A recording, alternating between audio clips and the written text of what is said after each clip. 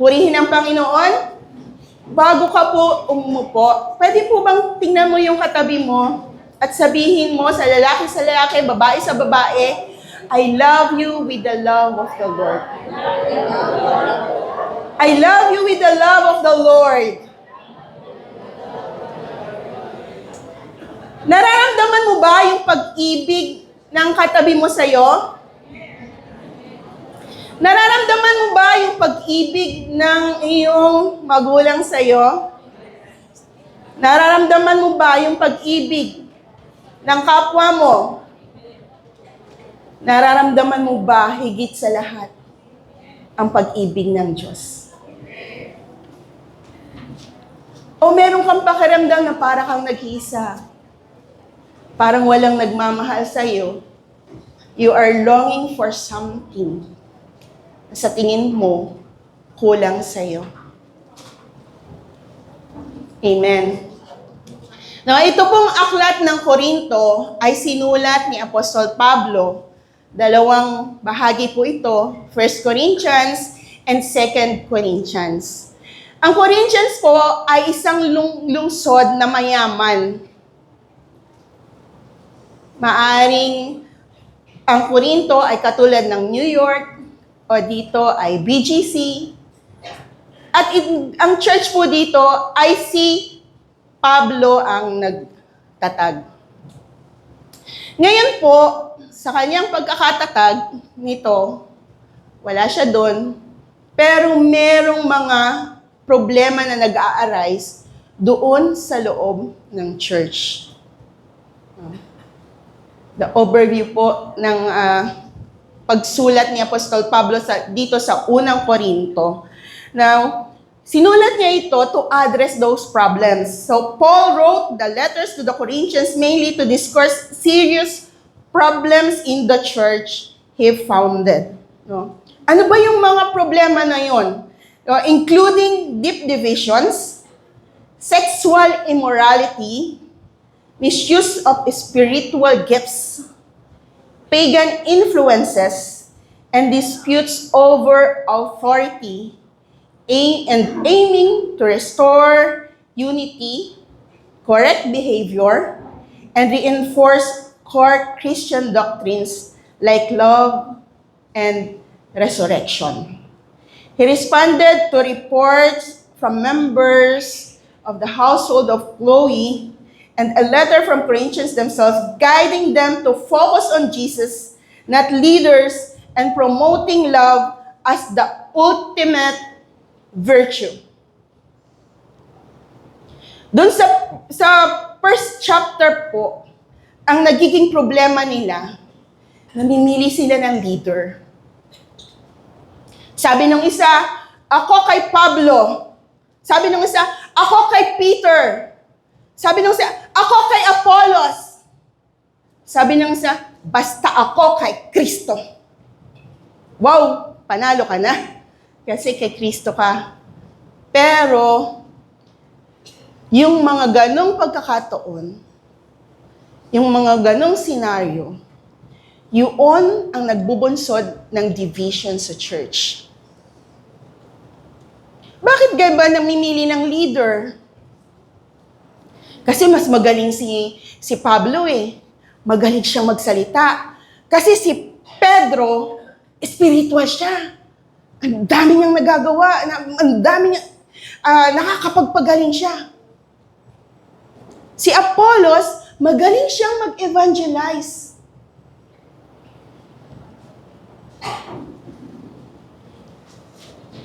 And so on and so forth. At dahil dito, doon sa mga ganong pagkakataon, dahil nagkakaroon ng division, nagkakawatak-watak, nawawalan ng unity ang bawat isa.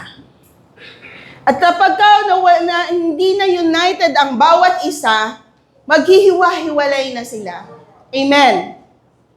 Ito po ay senaryo dun sa 1 Corinthians kung bakit sumulat si Apostol Pablo sa kanila. No? Merong division. Meron din sexual immorality. Biruin mo, yung asawa ng ama, nakikiapid ang isa.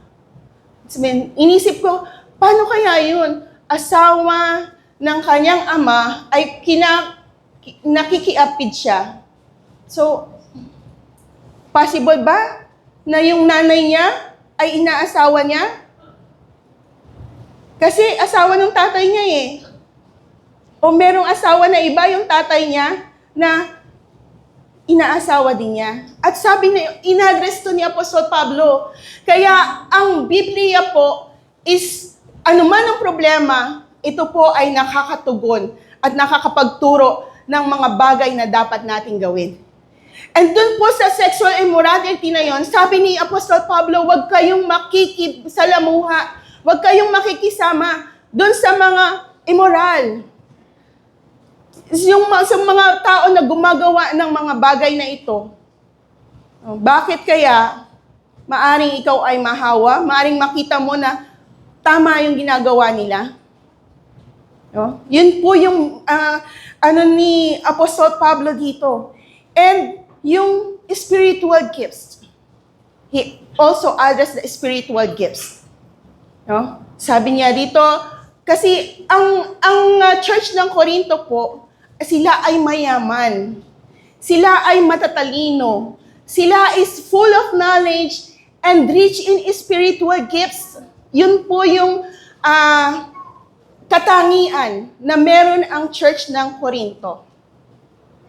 They can speak in tongues, they can prophesy. At nung sumulat si Apostol Pablo, sabi niya, hindi, nung nariyan ako ay nanghihina. At nanginginig sa pangangaral sa inyo, sabi niyang ganon. Dahil hindi ko ninais na hikayatin kayo sa pamamagitan ng mga magagandang salita, kundi ang nais ko na yung pananampalataya nyo ay magbase sa kapangyarihan ng Espiritu. Amen? Bakit kaya ganon ang sabi ni Apostol Pablo? Kasi pagka full of knowledge, nagkikreate yan ng pride. Amen? Kapag nakita mo na magaling ka, o na i-execute mo ng excellent yung mga bagay na pinaggagawa sa'yo, it creates pride. Nakikita mo magaling ka kaysa sa iba. Tama po? Pero ito, inihayag ni Apostol Pablo na pumipili ang tao ng Diyos, pumipili ang Diyos ng mahina para ibaba yung mga malalakas. Para ibaba yung pride ng mga may pride. At para makita nila yung kapangyarihan ng Diyos. Na itong si kapatid, bagamat hindi yan nag-aral, pero pagka nag-preach siya ng Word of God, napaka-powerful. And in that way, pinapakita ng Panginoon, siya yung makapangyarihan sa taong yun, hindi yung kakayanan niya. Dahil yung kakayanan ng Diyos ang dapat makita ng mga tao. Amen? At dahil sa kakayahan na yun, na-i-exalt ang Panginoon, na-itataas ang Panginoon, nakikita ng bawat tao na God is full of grace. God is powerful, na kaya niyang baguhin ang isang tao nang naayon sa kanyang kalooban. Amen po ba? Tingnan mo nga yung kapatid mo, gifted ba yan? Kahit hindi promil yung gatas niya ng bata. Diba? Ang Diyos ang nagbibigay ng kaloob na naaayon sa kanyang kalooban. No? Sabi din dito, ang bawat isa, natalakay din ni Apostol Pablo dito na ang bawat isa, bagamat siya ay mahirap, siya ay kabilang sa katawan ni Kristo. Sabihin mo nga sa katabi mo, kabahagi ka sa katawan ni Kristo. At dahil kabahagi ka sa katawan ni Kristo, kahit na sa pakiramdam mo mahina ka, may silbi ka sa kaharian ng Diyos. Na kahit sa tingin mo, maglinis lang ang kaya mong gawin sa church, may silbi ka sa kaharian ng Diyos. Na kahit sa tingin mo, napakababa mo, kapatid, sabihin mo sa sarili mo, mahalaga ka sa kaharian ng Diyos. Pwede mo bang sabihin sa katabi mo, mahalaga ka sa kaharian ng Diyos? Dahil kung wala ka, sa oras na ito, hindi kumpleto ang araw. Amen? Amen. Na bawat isa sa atin, may functions. Bawat isa sa atin na pinili ng Diyos, meron tayong gagawin at ipaggagawa ang Panginoon sa atin. Kung ano yung talento mo, kaloob yan ng Panginoon. At yung talento na yan, gagamitin ng Diyos to edify the church, for the advancement of His kingdom. Amen?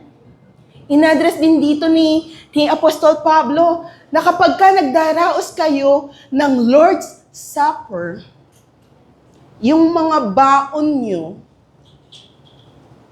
kayo rin ang kumakain.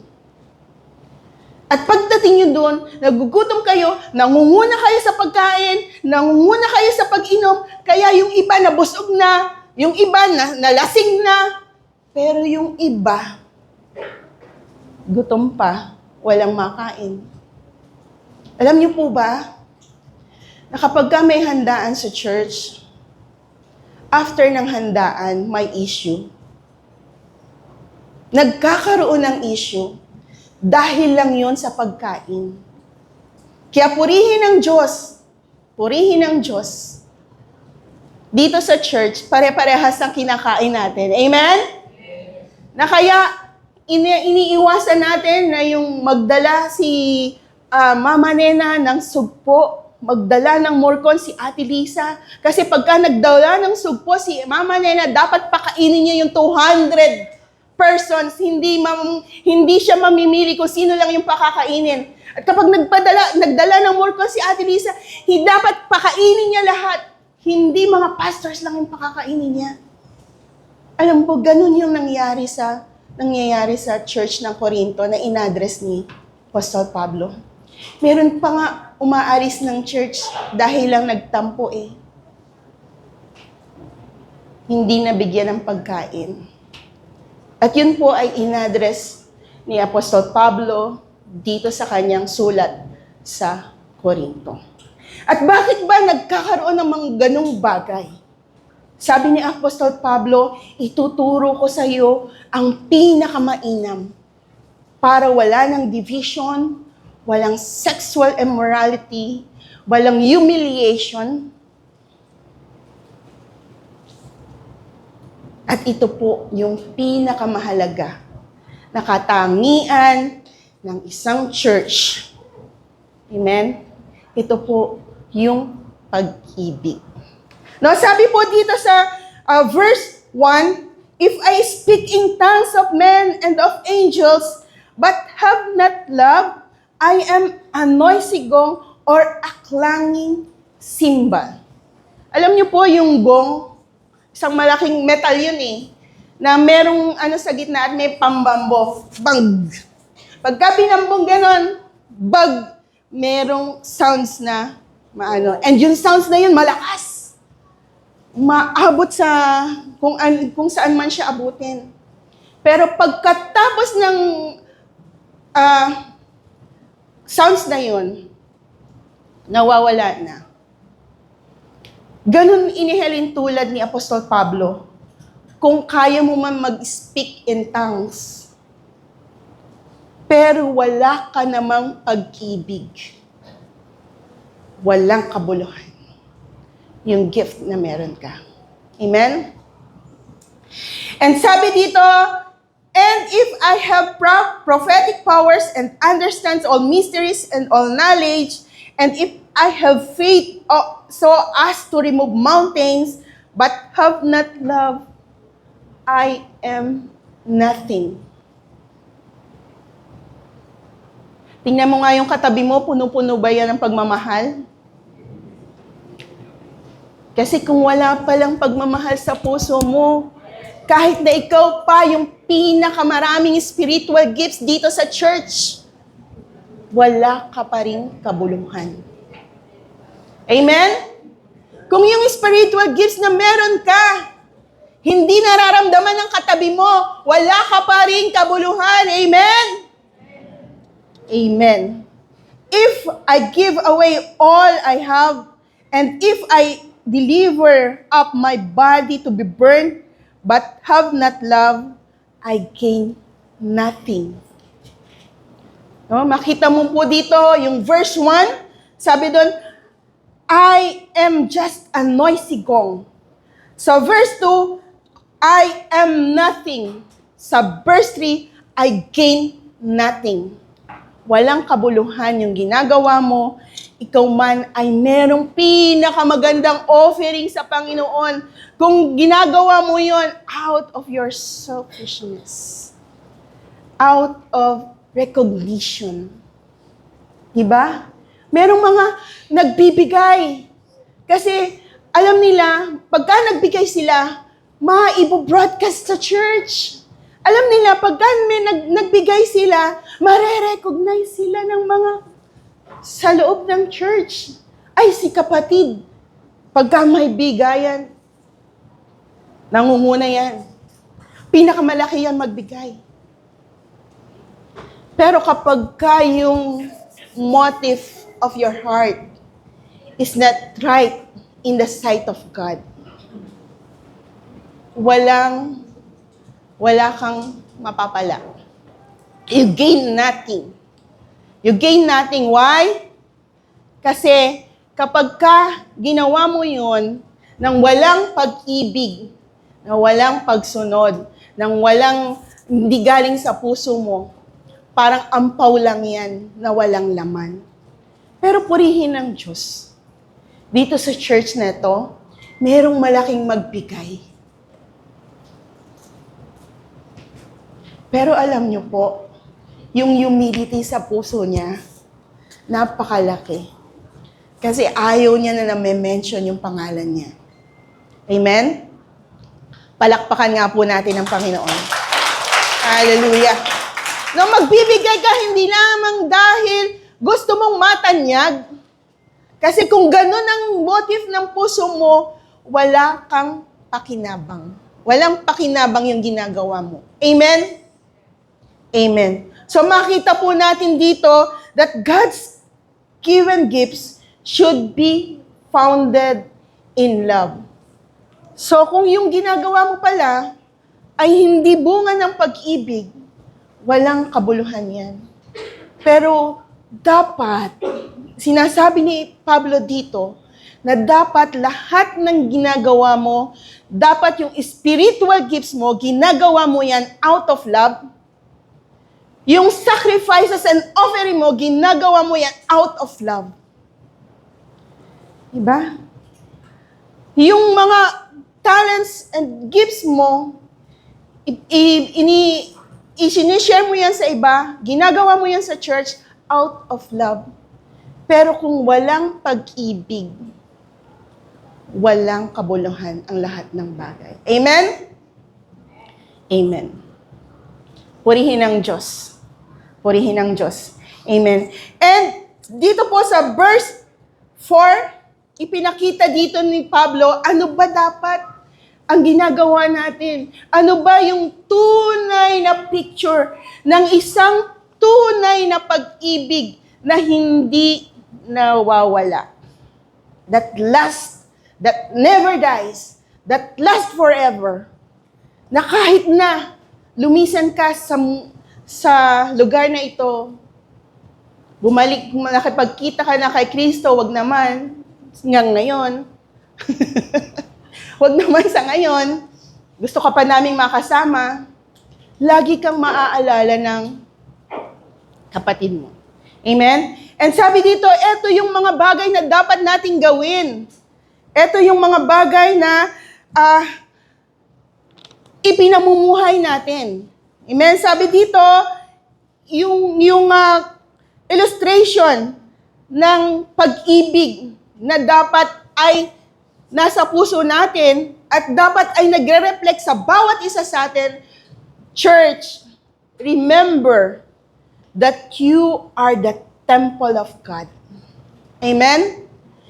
Remember that these characteristics should be nakikita sa katauhan mo. No, sabi dito, Paul describes love as it is patient and kind. Love is patient and kind. Mapagpasensya, mabait.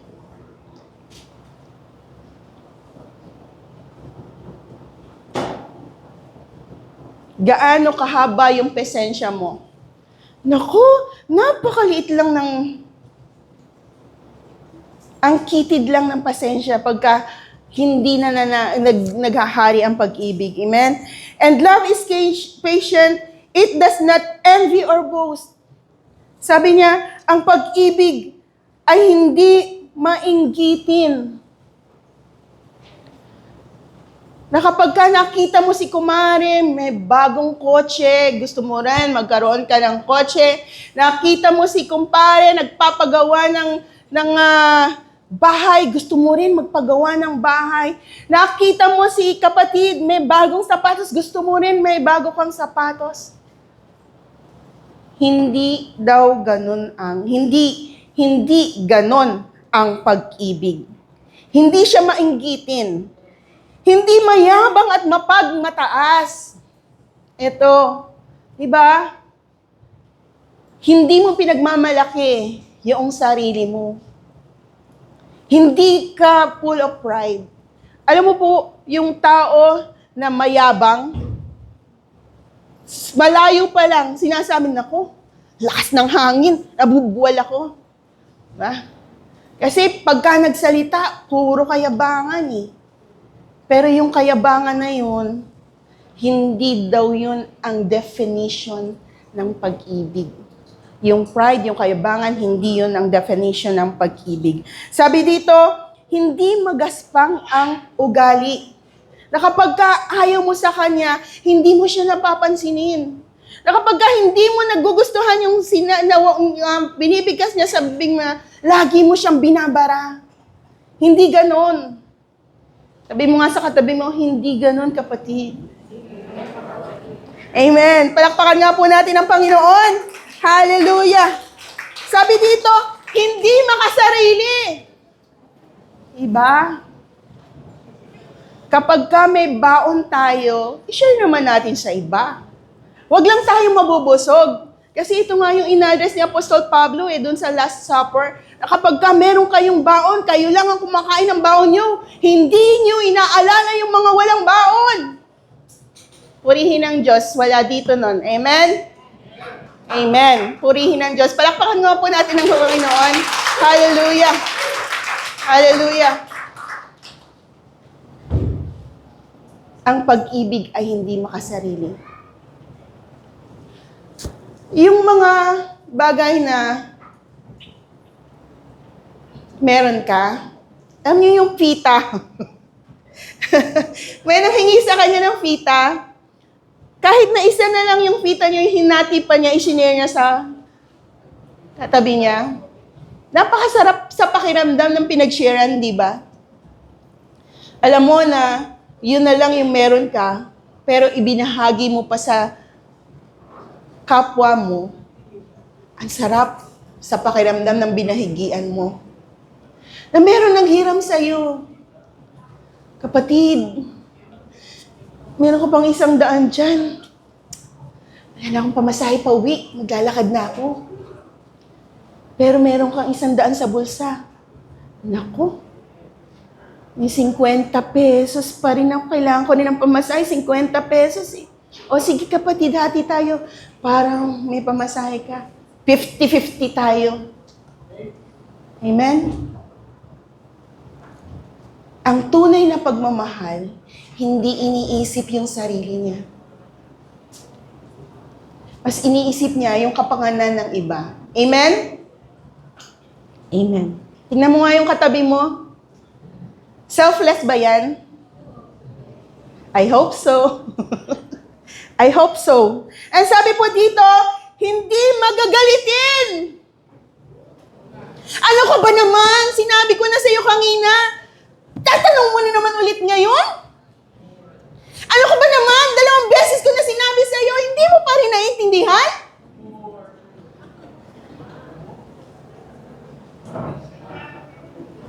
Ano ka ba naman? Sabi ko, pagplansya mo ako, hindi mo pa ako pinagpaplansya ng damit. Paano na yan? Late na ako. Hindi na ako malilate na ako. Yung pagkukulang ng kapwa mo, lagi mong ikinagagalit. Hindi daw ganun ang pag-ibig. Amen? Hindi siya magagalitin. Na kahit na yung asawa mo, paulit-ulit at paulit-ulit na kinukulit ka, hindi ka pa rin nagagalit. Amen? Na kahit na yung kapatid mo, paulit-ulit na isinusuot yung damit mo, hindi ka pa rin nagagalit. Meron ba dito noon? Abusado ka na! Laba ako ng laba, ikaw, suot ka lang na suot! Di ba? Minsan, pagka nakikita mo na ikaw lang palagi ang gumagawa, ikaw lang palagi ang napapagod, pero yung kapwa mo hindi, kuha lang siya ng kuha. Di ba? Parang nakakaubos ng pasensya, parang nakakaubos ng pag-ibig. Pero hindi po ganun yung pag-ibig na nais ng Panginoon. Sabi dito, kailangan ang pag-ibig ay hindi mapagtanim ng sama ng loob sa kapwa. Gusto kong, suriin mo yung puso mo sa oras na ito. May sama ng loob ka pa ba? Na naghahari sa puso mo?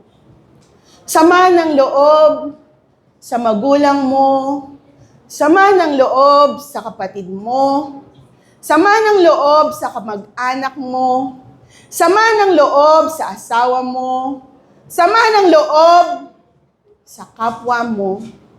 Meron pa ba yan sa puso mo ngayon? Sabi ng Lord, hindi yan pag-ibig. Dahil ang pag-ibig, hindi siya nagtatanim ng sama ng loob. Amen? Bakit ba paghahariin mo yung sama ng loob sa puso mo? Yung sama ng loob sa puso mo, nakakapagbigay yan ng heart attack eh. Amen? Nakakapagbigay yan ng sakit at karamdaman. Nakakapagbigay yan ng depression, ng anxiety. Kasi, yung asawa ko sinigawan ako. Yung asawa ko minura ako. Sama-sama talaga ng loob ko sa kanya.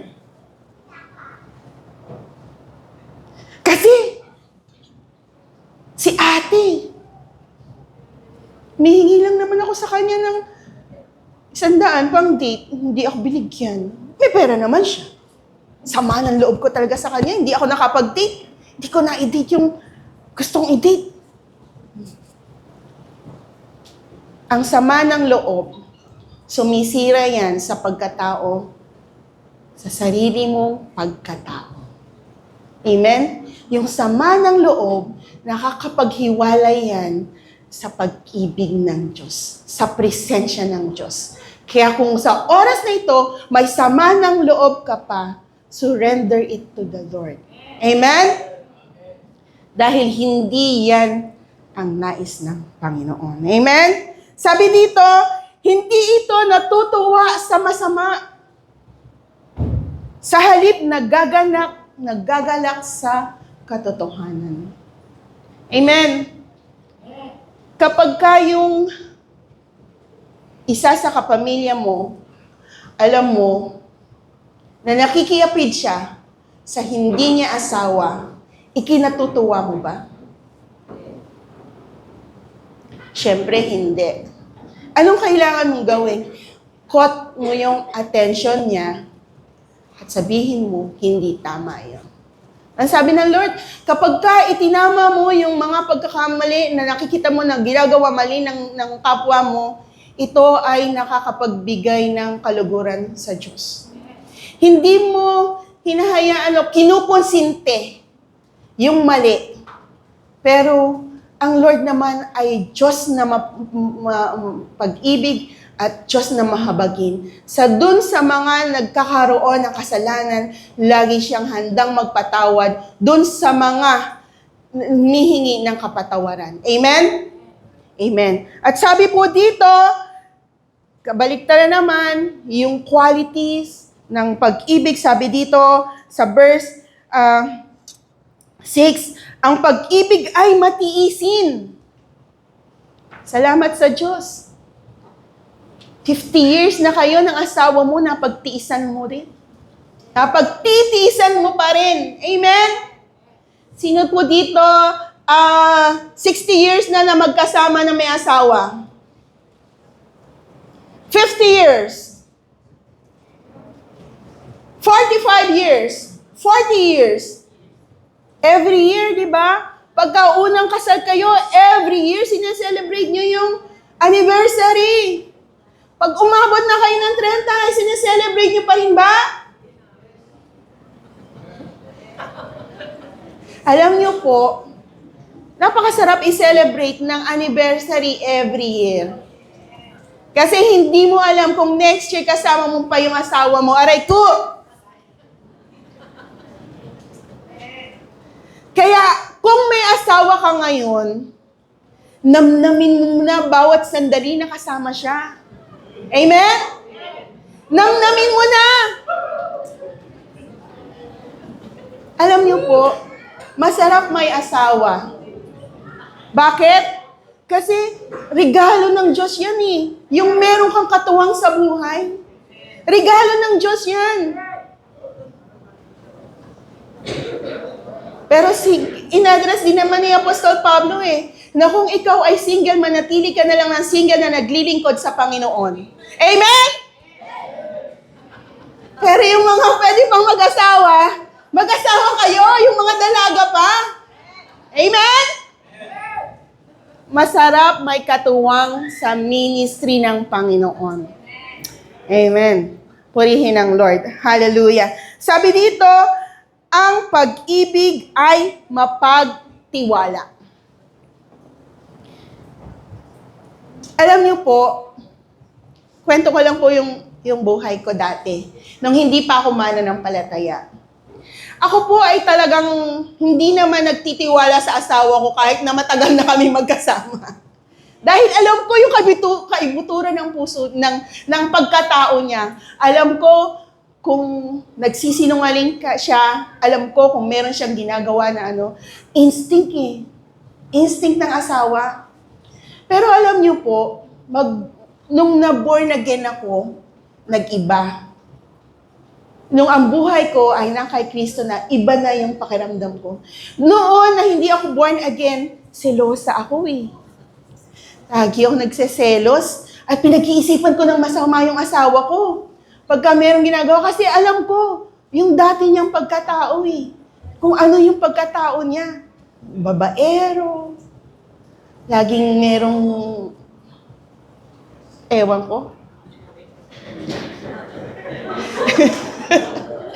Pero alam niyo po, nung na-born again ako, nawala yung nawala yung selos ko sa puso ko, na palitan ng pagtitiwala ko sa Diyos.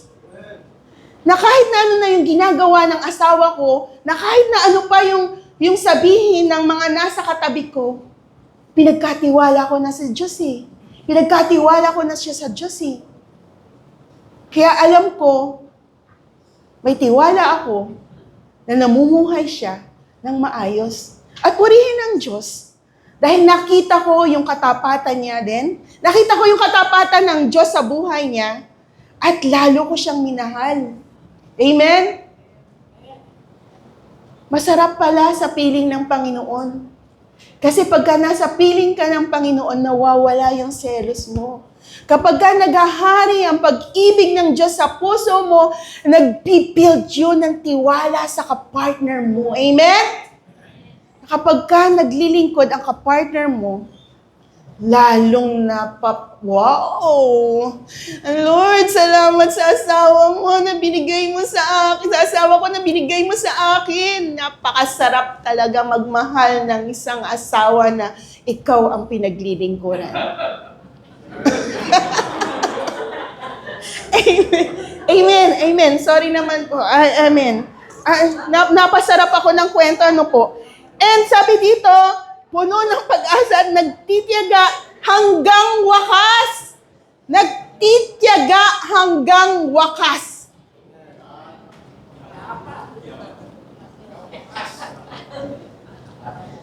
Kahit na dumating ang panahon na yung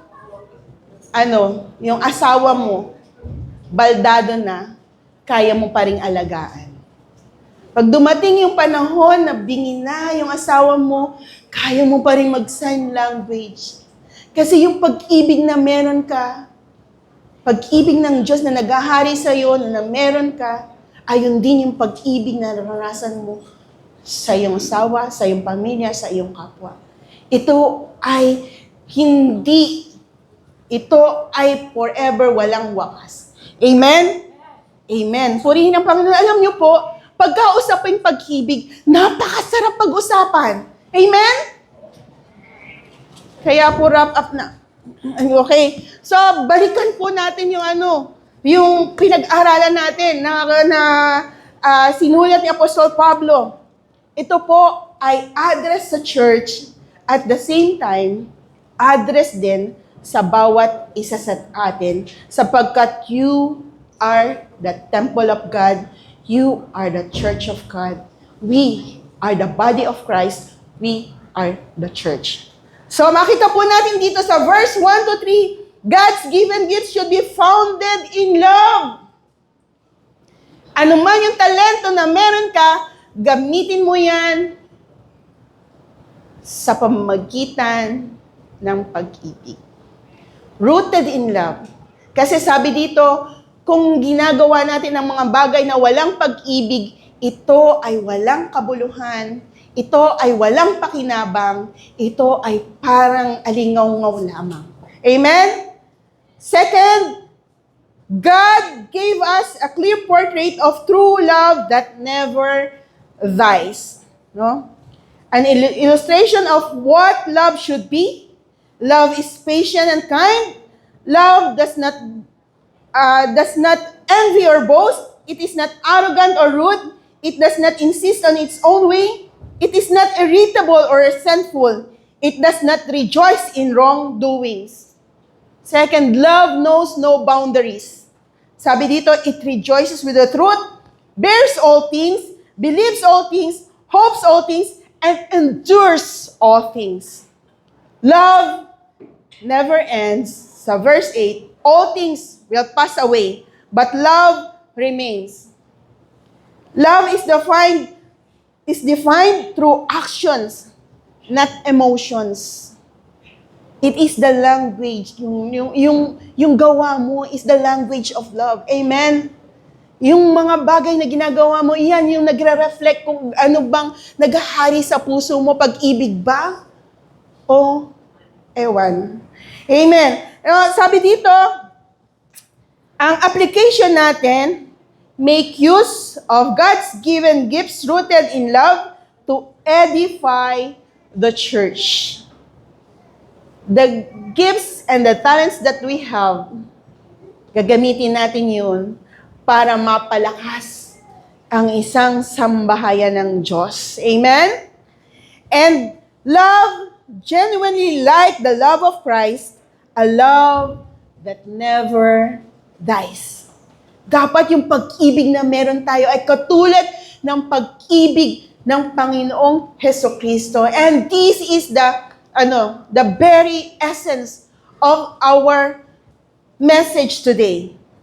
So, ang ating modelo ng pag-ibig na meron tayo, walang iba kundi ang pag-ibig ni Jesucristo sa bawat isa sa atin. Amen?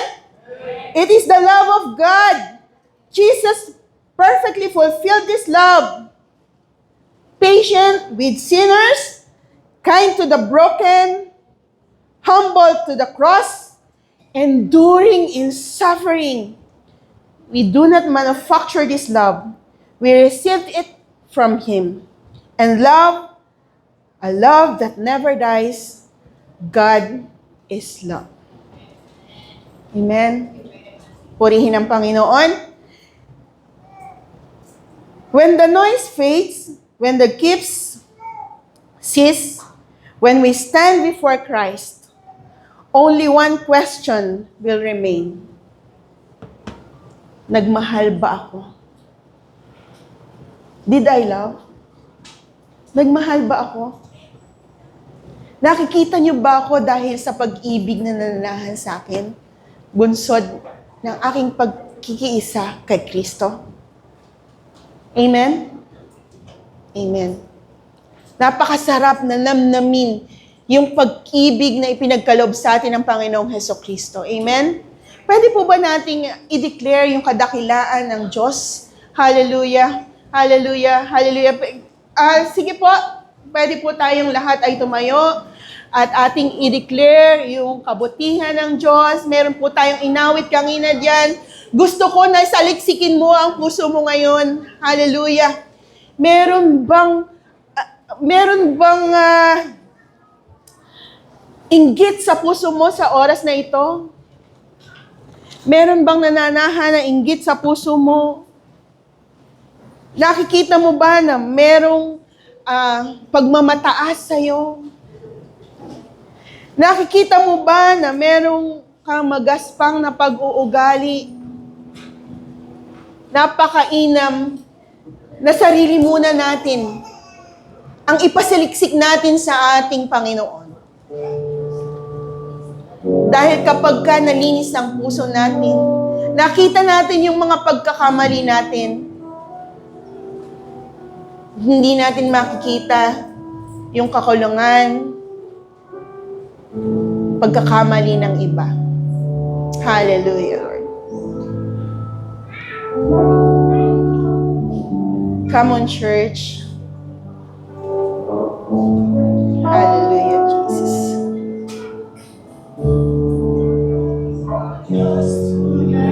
Dakila ibig mo'y walas at walang kapantay sa aming puso, sa aming buhay. Papurit pagsambay, Hallelujah, ariin mo na isang panalangin ang awiting ito. I-declare mo yung katapatan ng Diyos sa buhay mo. I-declare mo yung kabutihan ng Diyos sa buhay mo. Hallelujah! Let us sing unto the Lord. Yes, yes.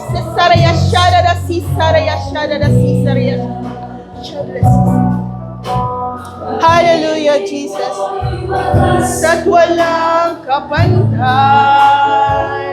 sa aking puso, sa aming buhay.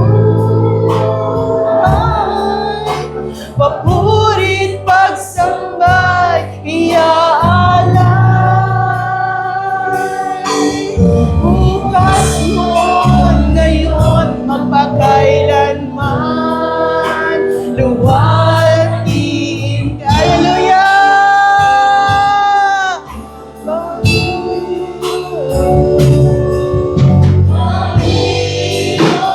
Yes, Lord! Yes, yes.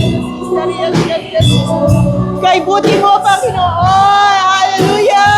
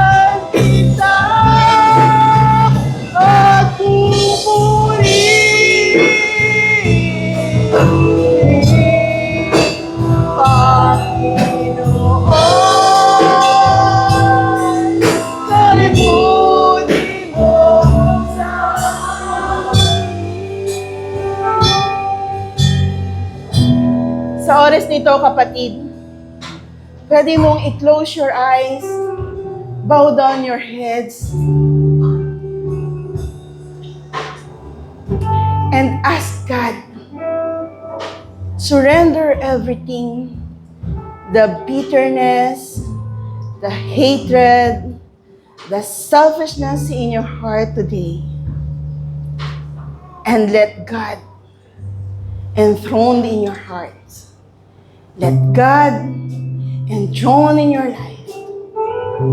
Offer your life as a living sacrifice, holy and pleasing unto the Lord. Hallelujah, Jesus. Hallelujah, Lord. Hallelujah, Jesus. Dalangin ko po, Panginoon, sa oras na ito, God, kung meron mang puso na matigas, ikaw po ang magpalambot nito, Panginoon, sa pamamagitan ng pag-ibig mo, O God, sa alab ng iyong pag-ibig, Panginoon. Kung meron man dito broken-hearted, O Lord, ikaw po, O Diyos, ang mag-restore, O God, Lord. Mend the broken-hearted, O Lord Jesus. Punuin mo po ito, Panginoon. I-heal mo po ito, O God, ng iyong pag-ibig. If there is pride na nakikita ka sa bawat isa sa amin, Panginoon, we surrender to you, O God.